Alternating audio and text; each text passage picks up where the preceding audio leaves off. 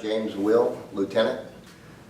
And then I guess it was about 5 months or so into, to the 14 months that I was there. We were not allowed to go into the rivers unless we were chasing something into the river.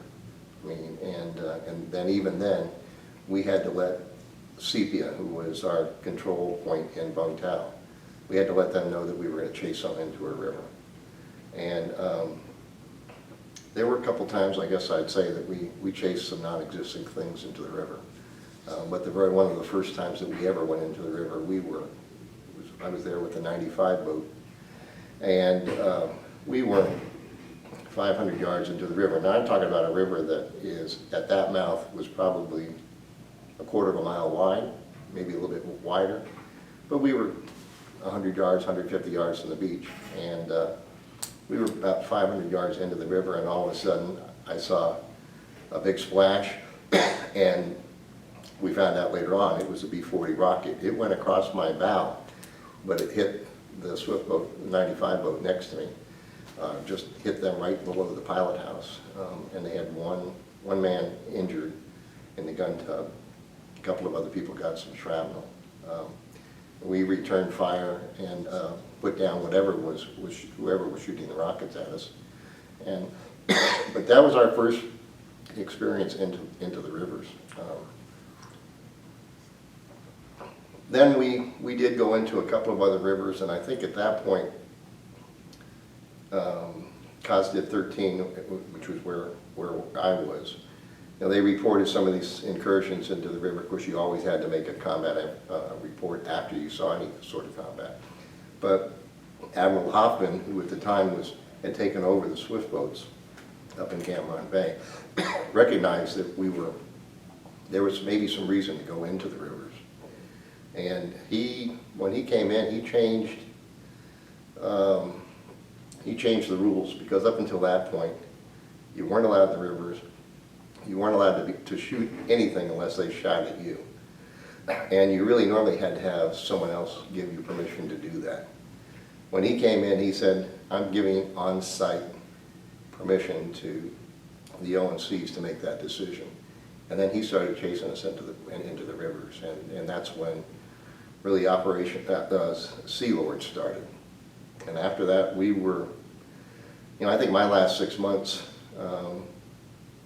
I spent more time in the rivers than I did off the coast, because up until that point, all we were doing was boarding and searching Vietnamese junks, anywhere from the beach out to about 8 miles. But then we started into the rivers, and you'd go into a river, you'd make a raid in a river, then normally you'd go south, maybe anchor in the river that night. But if depending on how much ammunition and how much fuel you expended, you would have to go back out at night, find the LST, refuel, rearm, and go back into the river. And I always tell this one story. Commanders, I forget the commanding officer's name, but he was in charge of us operationally up at Sepia. He had come down and actually went into the river with us on the raid. Next morning, he was going to get a helicopter out, and it was too foggy, he couldn't get a helicopter in, so he said, well, if you guys are going back to Vung Tau, I'll go with you. And so we did. Well, it's a 3-hour run, straight into some horrible seas, and there were 2 other boats with me. And we were just pounding. And I finally, we were 6 knots, and finally I was in charge of the other 2 boats, and I said, look, just follow me. And I started cutting across the waves, and we were going about 12 knots, pounding. Well, this commander was down inside the cabin.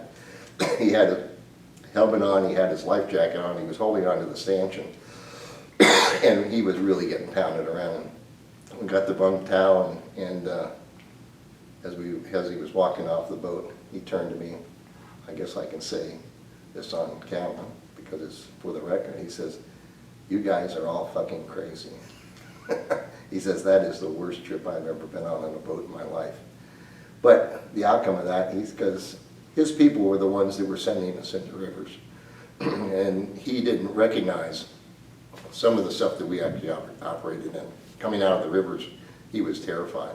He told me he was terrified. And, but after that, he said anybody who reported to him had to go out for at least the first week that they were in country. They had to go out on a swift boat on patrol and actually see how we operated, because he says, I don't want you giving those guys orders till you understand what they're up against. That was I thought, a great decision to do.